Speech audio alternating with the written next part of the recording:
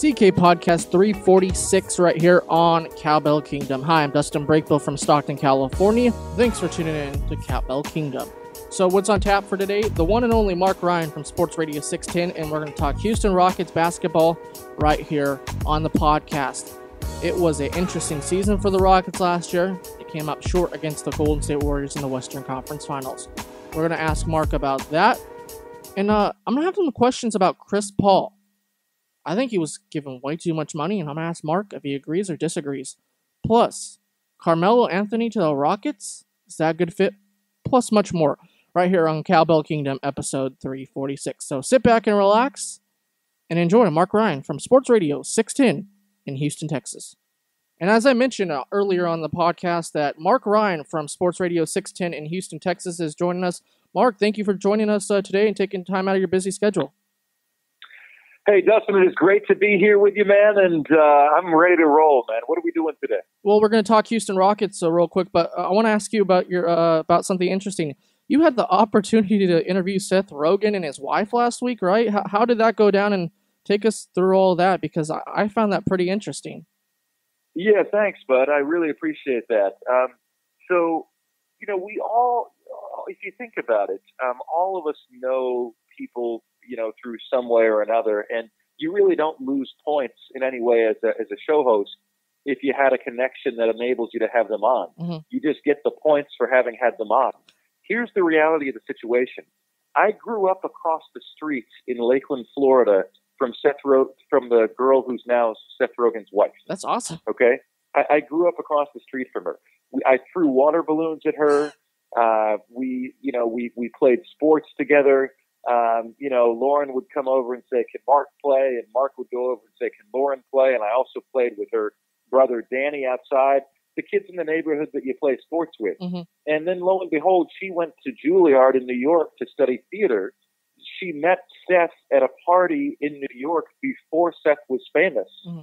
They started dating. He knows that he has someone in her who loves her for who she is. She likes him for who he is. Yeah. Right? Mm-hmm. And so they've got this really good thing together. And through that connection, my parents were, invited to their wedding in Napa Valley in California 7 or 8 years ago. My parents are close with her parents. And through that connection over the years, in this particular case, having the network show, mm-hmm. you pull out all the stops, yeah. right? So I figured it couldn't hurt to at least try to get them on for an interview. And lo and behold, they had a movie to promote that's coming out on Netflix on August 3rd, Like Father, that was written and directed by Lauren Miller. And so that's how it all came to be. And a long-winded answer, but there's the story. Yeah, it's pretty interesting. I was like, Marc's going to interview Seth Rogen and his wife. I didn't know the connection, but that's pretty cool. I didn't know you grew up with her. But let's get to... Yeah, and so you would hear that, Dustin. Yeah. People would think, man, Marc must have grown up with a silver spoon in his mouth. And I would tell you, dude, as middle-class a neighborhood as you will find anywhere, in small-town USA in Lakeland, Florida. Lakeland, Florida is a small town in between Tampa and Orlando in Florida. It's right in central Florida. Mm-hmm. And, it was the most odd circumstance, and Lauren was the most normal girl in the world to me until Seth started getting famous, right? Yeah. And now Lauren is also getting famous, and she's also building her brand and building her career, and it's so great to see that. Yeah, it's pretty interesting and pretty great story to talk about. So let's get to Houston Rockets last season. 65-17, they lost the Golden State Warriors, we know, in the Western Conference Final. How did the fans of Houston and the Rockets view last season in a whole? You know what? I think at the time, people wanted to have the sense here that they could compete with Golden State, if not beat them. Mm-hmm. To a man, everybody said the goal was to beat them. If they're honest with themselves, they would accept having competed with them very well. They competed with the Warriors very well. That taste has been replaced with a sour one, though, Dustin, mm-hmm. because I think, in my opinion, now people are poo-pooing the addition of Boogie Cousins in Golden State, but to me, he makes them unbeatable next year. Thankfully, unless he just absolutely falls in love with the scene there and wants to accept way less than his market value, that will be a one-year rental. And then a year from now, Hopefully some other teams, Boston by that point will have climbed up enough to be able to compete with them. The reality here in Houston, though, Dustin, is that the Rockets have taken a step backward. Mm-hmm. The Warriors have taken a step forward. If Chris Paul had not pulled his hamstring, the feeling is here they would have won that series. But would they, same rosters, would they have won that series if you ran that series back again? Let's not forget Iguodala was out for the Warriors in that series. When he went out, the Warriors' defense suffered, and in very close games in that series, the Rockets were 2-0. So I'm not so sure if you run that back again, it plays out the same way, especially if Andre Iguodala is healthy. He's their defensive anchor. He's their glue guy.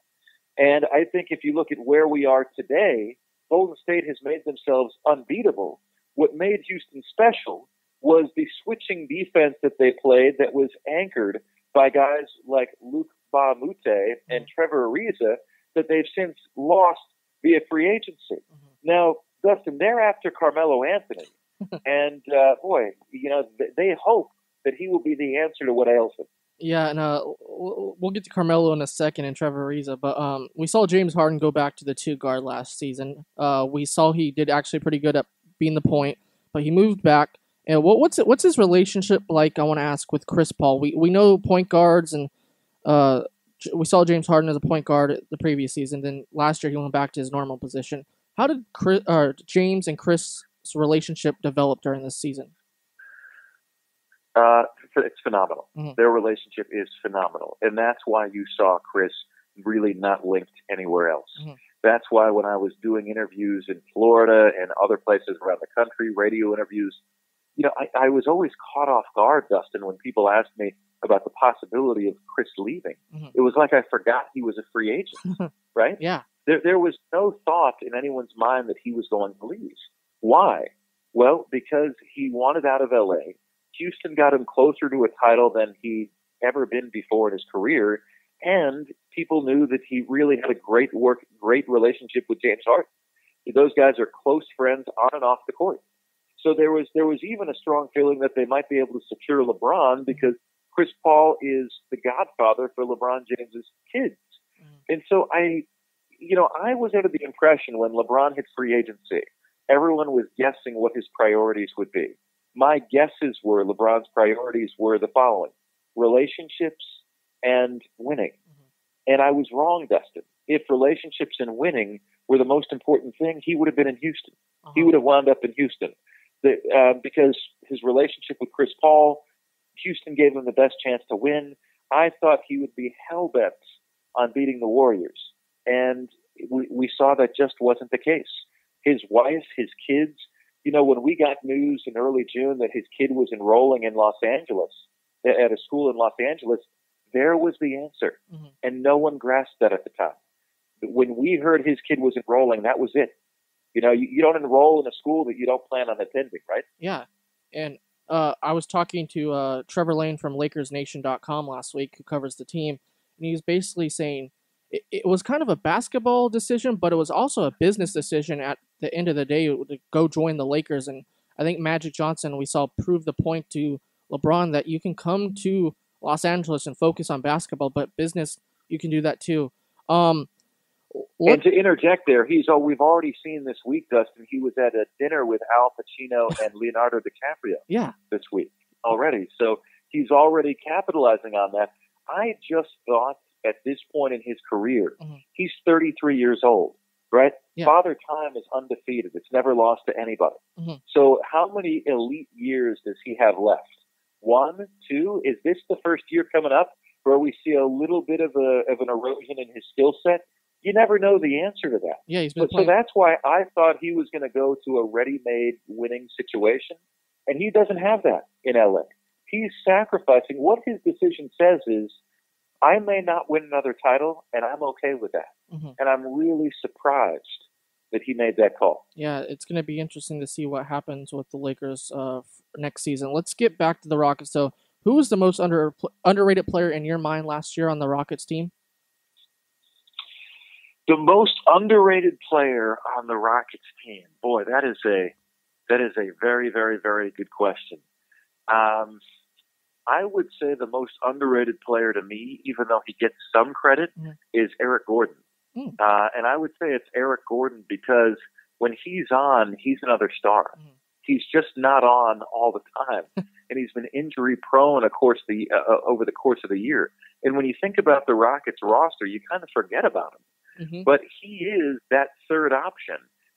He is that guy that, you know, when he's playing the way he can play, it feels that the Rockets have 3 stars to match the Warriors 4, right? Or to get close to match the Warriors 4. So, you know, it's just kind of like Eric Gordon is the Rockets' Forrest Gump box of chocolates. You never know which Eric Gordon you're going to get. Yeah, and I think a lot of people would be surprised by that answer because in my mind it was Clint Capella. How do fans in Houston see him? And we saw the recent reports that he wanted more money on his contract deal, reportedly a max deal, but he didn't get that. But how's fans looking at Clint Capella? Because he's been a Cinderella story. You know, I had a tweet about this week that went viral, and I said, you know, Clint Capella's got beef with the Rockets right now, but his real beef should be with Portland's Jusuf Nurkic. Nurkic, whose statistics are almost identical to Clint Capella's. Both guys average 14 points a game. Clint Capella's at 11 rebounds. Nurkic is at 9. Clint Capella's at 2 block shots a game. Nurkic is at 1.5. Okay? So here's the reality of the situation. Both of those guys are very close salary, production-wise. Nurkic just signed a deal for $12 million a year for 4 years. 4 years, $48 million. If you're Capella's camp, you hate that. Because I mean that's what the Rockets are. The Rockets are going to say, hey, the NBA has changed. It is now a down market for big men, and Nurkic is setting the market for you. If he is worth $12 million, you're worth $14 million, and Capella's camp is asking for twice that. So it's a real problem. But the Rockets are smart to say, you know what? No, we don't have to pay you the maximum because that's not the value for your position right now. Yeah, and it's interesting. Portland's another interesting head scratcher. What Neil O'Shea's done to that team in recent draft picks and recent signings, and maybe the lack of making moves. Why he still has Damian Lillard. We see Mike D'Antoni as the head coach of the Rockets, and a lot of people have always said Mike D'Antoni's kind of had a issue with stars. We've seen it in Phoenix a little bit with Amari Stoudemire and Steve Nash. We saw it in New York with Carmelo. How did Chris Paul take to Mike D'Antoni, and how's the relationship been with Mike so far between the star player and the head coach? You know, the best coaches, they learn from their mistakes. They graduate and they mature and they improve as they go on. And that's what we've seen from Mike D'Antoni. Let's not season before last, his first in Houston. Houston was projected as a fringe playoff team, as kind of like somewhere between 7 and 10 in the West. All right. So they ended up getting the 3 seed. They meet San Antonio. They lose to the Spurs in the second round of the playoffs. But they way exceeded expectations there. Right. I mean, they were well ahead of schedule. They won 50 plus games. And then this year, with the addition of Chris Paul, even though Chris Paul only played 58 games, they won 65. And when the trio of Harden, Paul, and Clint Capella played together, the Rockets were 50-5. That's more than half the season. You look at that record, you look at that 900 winning percentage, and you say, you know what? That's a core that can compete with and maybe beat the Warriors. Yeah, and it was fun to watch when all of them were healthy and in the lineup. How did Chris take? Did he like going into that offense? We know that run and gun Mike likes to run. How was he perceived that, and how did he like having the ball in his hands and trying to find star makers like James Harden with the shot? You know, it's a different role for Chris, and I'm proud of him for being willing to accept the new role. You know, he was a guy that was kind of ball dominant in L.A. and had the ball in his hands the whole time. And in Houston, with as much as James Harden dribbles the ball, that wasn't going to be the case. Chris Paul became much more of an isolation player here in Houston than he was anywhere else, but he showed that he still has the athletic gifts to be able to be successful as an isolation player, taking his player off the dribble. I'm wondering if, given the age and the injury proneness of Chris Paul, if Mike D'Antoni is going to need to tweak that a little bit. Mm-hmm.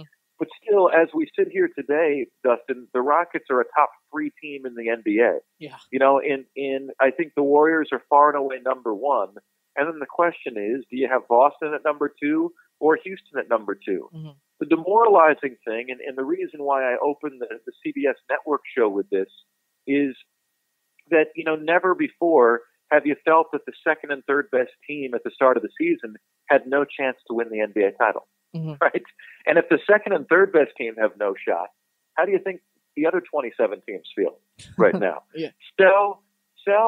Try selling tickets today in Orlando, Florida, in Miami, Florida, in Utah, you know, in Salt Lake City, Utah. Try selling season tickets. Because what hope is there mm-hmm. that you could get by the Warriors and that something special can be created? Yeah, no. Those teams are nowhere close. Yeah. We see that up here in Sacramento. We're like, Golden State's the best. There's a lot of young talent there in Sacramento. Yeah. There's a lot of good young talent there. And despite all of that good young talent, De'Aaron Fox, Harry Giles, etc., mm-hmm. you've got no hope. Yeah. Marvin Bagley, there's no hope of doing anything. Yeah, it's kind of like once it was like around 2002 when the Kings were rolling, and we saw Golden State. They've been struggling for years. It's kind of like the image has mirrored itself. Kind of, they're good now and we're not good, but the Kings are growing in young talent. And we see that around NBA. There's a lot of great young talent around. But there's no chance. Yeah, if I was in your area, uh-huh. what I would say to all the Kings fans is enjoy the journey. Mm-hmm. You know, stop thinking about that. That's great life advice. Yeah. Because you know how many guys bust their hump, Dustin, so they can retire at 52, and then they have a heart attack at 54. And what was the point of killing themselves all those years working 70-hour weeks? Right. Yeah. It's not just about the destination. You're not going to win a title over the next 4 years because of the Warriors, no matter who you are. Mm-hmm. So enjoy the process. Maybe the Kings win 30 games this year.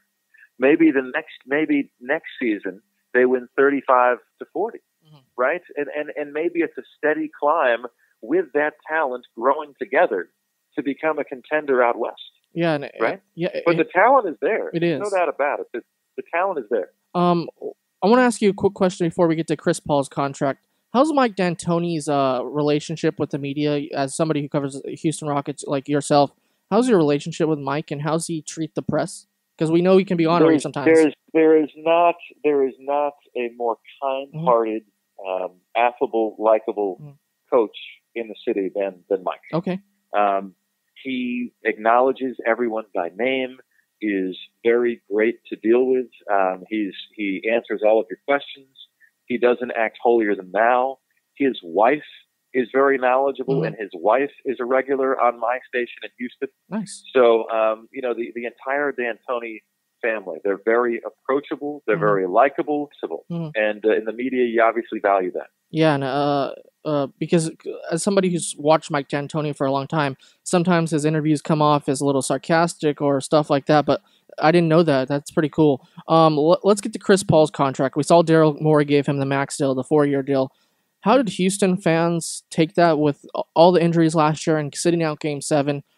How was that perceived, and are Houston's fans okay with giving him that much money? Here's the feeling in a nutshell. It's a bullet that you have to bite. Okay. Right? Yeah. It's widely acknowledged that in year 3 and year 4, you're not getting a good value in that deal. Mm-hmm. $40 million per year for a Chris Paul that's going to be 35 at that point, 36 years old. You're not going to get a good value at that deal. In essence, I believe the Rockets have a 2-year title window, which is now a 1-year title window, because I think this year is out of the question with the addition of Boogie Cousins.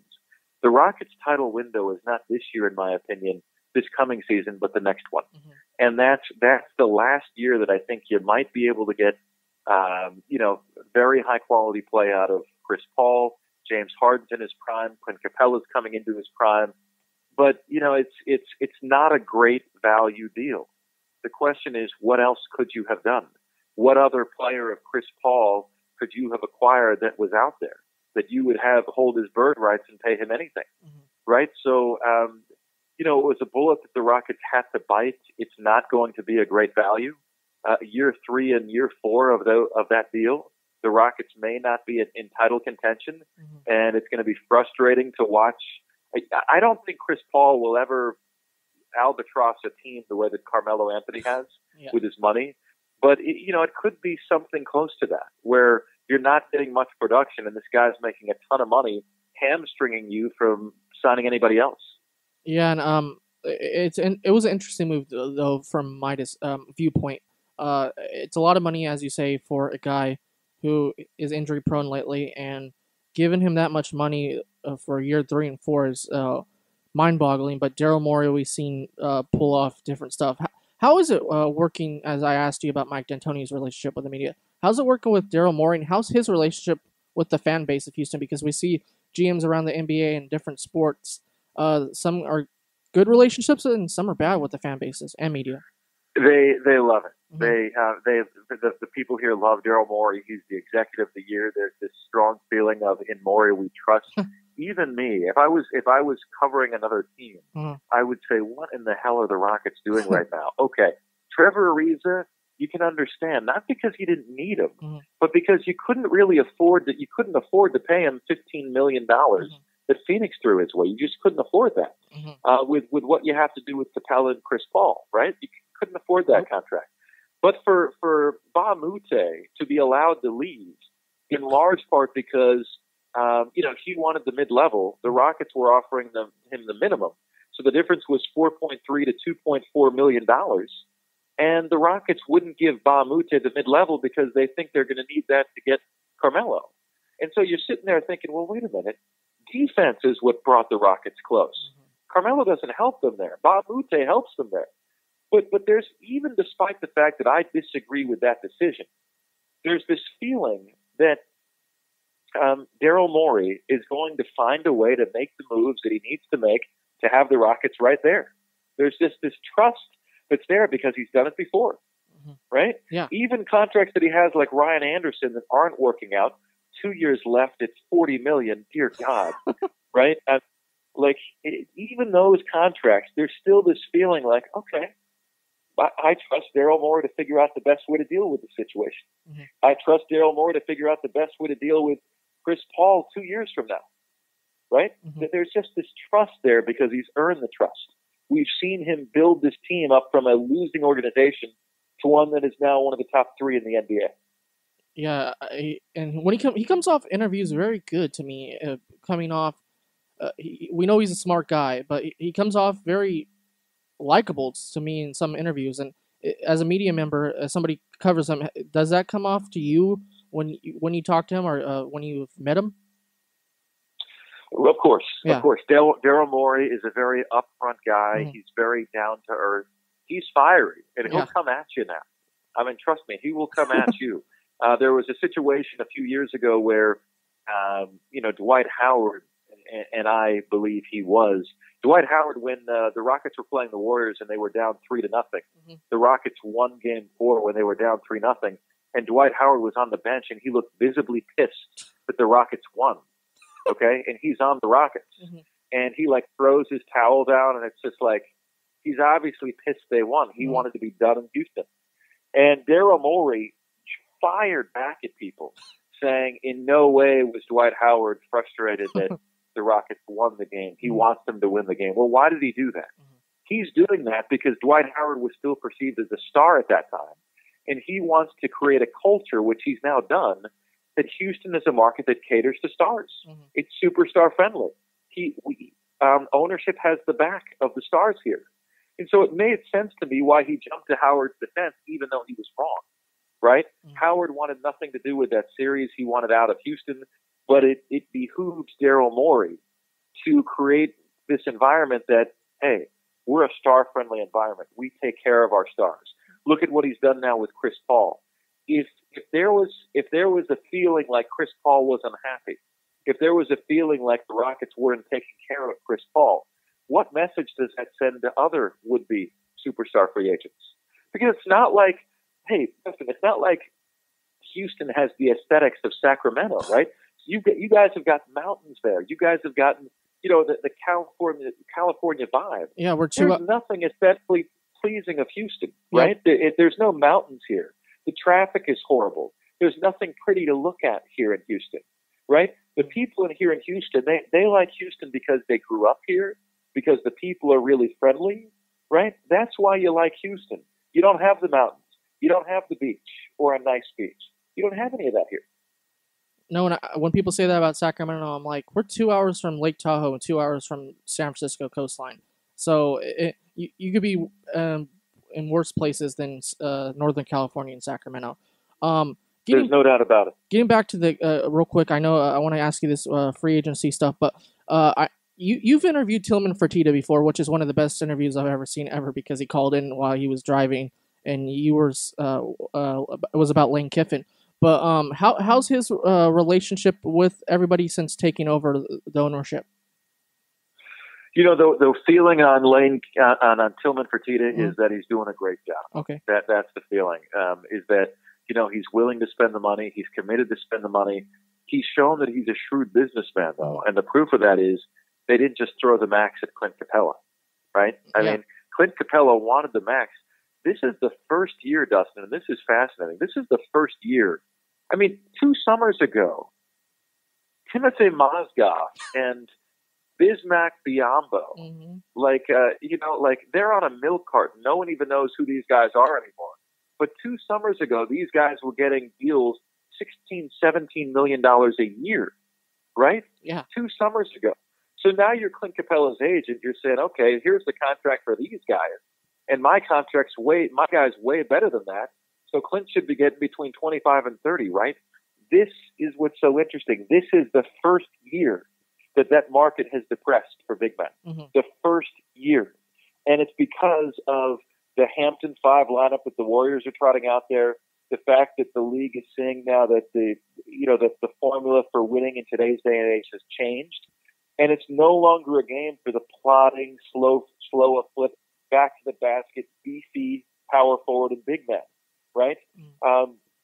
I'd like to think there'd be Charles Barkley would still be an all-star today, but the game isn't played that way anymore, right? I mean, could Charles Barkley be a Draymond Green today? Maybe. I'm hopeful that he could be. But that back to the basket, chubby power forward, the league is no longer like that. Let's get to free agency now. Then we'll end the interview with a couple more questions. Trevor Ariza, you brought his name up earlier. I thought he was the person on the team that brought edge to the Rockets. We see him going to Phoenix with that 1-year deal. What did everybody think of him leaving? And we know he wanted more money, but why did Daryl Morey not give it to him? It hurts. Him leaving hurts. Trevor Ariza leaving hurts. The money was not given to him, again, because it wouldn't. It wasn't that they couldn't. It wasn't that they didn't have the option to keep him. They had the bird rights for Trevor Ariza. They could have kept him. But is Trevor Ariza worth 2 and 3 times the dollar figure? Depending on where the Rockets cap ends up, Dustin, you know, they could be in 2 or 3 times tax bracket for that contract. Is Trevor Ariza worth $30 million for this year? Is he worth $45 million for this year? Well, now you're paying him at a level above LeBron James? Really? So at a level above Chris Paul? Really? So it just didn't make smart financial sense, despite the fact that his loss hurt. So, now Daryl Morey and company are tasked with replacing those losses with other like-minded defensive players. Yeah, and I think it hurts them definitely, but it's going to be interesting to see who they replace him with. Let's get to somebody they talked about maybe replacing him at small forward with. Carmelo Anthony's name's been floated around as one of the destinations for Houston. And I want to get your take first on Carmelo Anthony, and how would he fit in with the Rockets? Because we saw him last year with Paul George and Russell Westbrook. Apparently that did not go over well with those two. How would he fit in with Chris Paul and James Harden? Yeah. So I don't know the answer to that. Okay. I don't have a good feeling about Carmelo fitting in with anyone, because he lacks self-awareness at this point in his career, right? I mean, self-awareness is such a valuable trait, right? So, but again, you give the benefit of the doubt to Daryl Morey and you give the doubt and Mike D'Antoni. You give them the benefit of the doubt because they've proven a chance to do that. Mike D'Antoni had a very bad relationship with Carmelo in New York, but he said that relationship wouldn't prohibit the Rocket him from working with him now. We'll see. We'll see if that actually bears out. Again, if this front office hadn't built the level of trust that we've seen already, it would be a very different feeling. But there's just this feeling, Dustin, that even though I don't like the fit, there's a feeling that it'll work out because of the guys in charge here. Yeah. And let's also not forget they signed James Ennis of the Detroit Pistons, who's known for defense. So if he can give the Rockets half of what Bob Moute was giving them defensively, that'll be a huge help. He's 6'7" and he's 28 years old, and he played last year for Memphis and Detroit, averaged 7 points and 3 rebounds. Yeah, it's going to be interesting to see if they get Carmelo. So let's final 2 questions for you, Mark, before letting you go for the day. What do you perceive of everybody saying Houston is now the 3rd best team in the Western Conference? Because apparently the Lakers and LeBron jumped ahead of them, and I still don't get the reason why people are saying that. Maybe it's because of LeBron, but the Lakers have a lot of young talent, which they do, and I just don't get why people are saying the Houston is the 3rd best team in the Western Conference now. Yeah, no, I don't buy that either. 3rd best team here. Okay, so the Lakers jumped them how exactly? You're right. Keep in mind, LeBron is about to turn 34. Again, when is the first moment that we see when is the moment where we see the first sign of erosion? I was convinced it was going to be this year, Dustin, and I have egg on my face, man, because I don't think we've ever seen a better LeBron than the postseason this year. But it's going to happen at some point. They weren't a playoff team without LeBron James. I don't think with LeBron James, they're suddenly a 60-win team. I do think the Rockets could touch 60 wins again. So I'm not even convinced that the Lakers are the 3 seed in the Western Conference. I mean, right? I mean, you had Portland there, you have OKC there, you have Utah there. All of those teams are getting better. Utah adds Grayson Allen. They kept their key pieces, kept Derek Favors, kept the improving Dante Exum. I think all those teams are getting better. Yeah, I think Utah is probably one of the most underrated teams nobody talks about because we've seen Quinn Snyder basically reemerge himself as a basketball genius, come back from Europe and after his scandal at Missouri all those years ago. But Quinn Snyder is one of those people we're saying, I never saw this coming, but getting somebody like Ricky Rubio and redoing his career basically. It's pretty fascinating to see people not giving Utah respect. But yeah, I don't see why Houston is the 3rd best team everybody's saying because LeBron moved to Los Angeles. I just don't get the reason why that's the national perspective. If when you consider the apathy that Golden State played with to start the year, is it out of the question that Houston has home court advantage throughout the Western playoffs again? Yeah. No, it's not out of the question, right? Yeah. Steve Kerr talks openly about the fact that he can't motivate his guys the first half of the year. They're sandbagging it because they know it doesn't really matter. All they need to do, I mean, why couldn't the Warriors be the 8th seed in the playoffs, right? Yeah. If they're in the playoffs, they're making the finals. Yeah. Right? So that their seed really is irrelevant at this point. So I see Houston as a potential number 1 seed again, at worst number 2. And I don't think, barring a trade. Now, if they add Kawhi, then I think there's a real debate for number 2 in the West. Okay. But right now, I don't see it. Right now, I think they're a ways away. Right now, I think they're potentially a 50-win team, but the Rockets might be a 60-win team, and I don't think the Lakers are there yet. Real quick, the final question. What's Houston have to add one more piece, do you think? And what's Daryl Morey thinking they have to add to basically get them in that contention in the Western Conference Finals again? Justin, I think they really like Carmelo Anthony, and the fans are against him. We posted a poll on our station website. Got about 1,000 votes, and I couldn't believe it. Talk about a polarizing topic.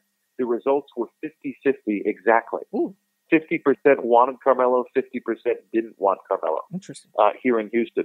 So, but they believe that he can do something. He can add something to them. Even though I wouldn't sign Carmelo, I have such trust in those guys that I'll give them the benefit of the doubt. And I believe, whereas I can't give you a name, Daryl Morey always has a plan. Okay. And he's got some, he's not sharing it, but he's got some intel of some pieces that might be available that he knows could help this team. He's always got an eye out for that. A summer ago, everyone was like, man, what are the Rockets going to do? He said, we've got something up our sleeve. They signed Chris Paul, right?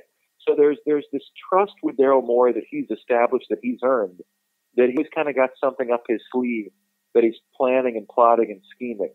So is that a big fish that's going to get the Rockets over the hump? I'm not so sure. We don't know what that is yet. But there is a trust in the feel here that if there is a significant player to come available and he would help this team, that Daryl Morey is going to have his fingers in on that action. Marc Ryan from Sports Radio 610 in Houston, Texas is joining us. And Mark, my final question for you, how would you describe the Houston Rockets season in one word last year? Successful. I would say successful because you prove to the rest of the league that Golden State isn't unbeatable, and you provided a blueprint for the rest of the league on what it takes to beat them. I believe the entire NBA should be should be guilty of collusion right now, Dustin. Everybody should be colluding against the Warriors. I agree. 29 teams against 1. That is the only chance to beat them.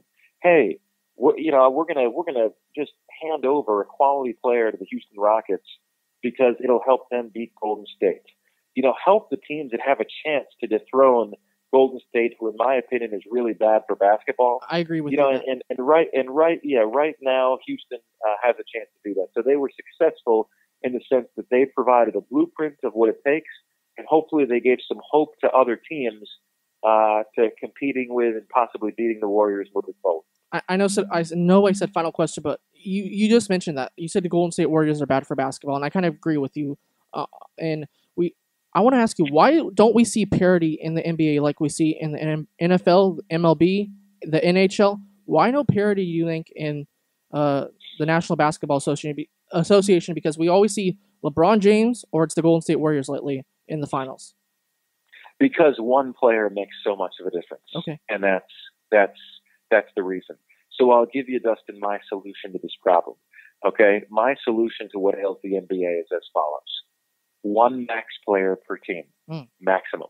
You can only have 1 max player per team. Interesting. The second highest paid player per team must make a minimum of $5 million less annually per year than the guy making the max.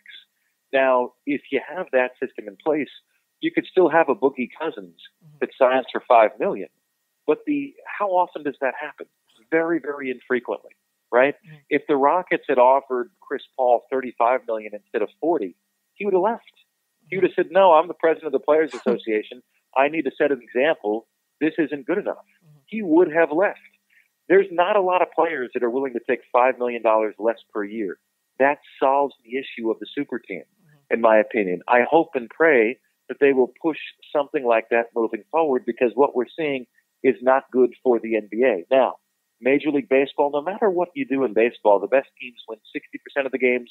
The worst teams win 40% of the games. That's the nature of the game of luck that is baseball, right? So you don't have to worry about one player swinging the balance of power that much. Mike Trout is on the Angels, best player in the game. They're 500 every year, right? No team that LeBron is on will ever be 500. He's too good to allow that to happen.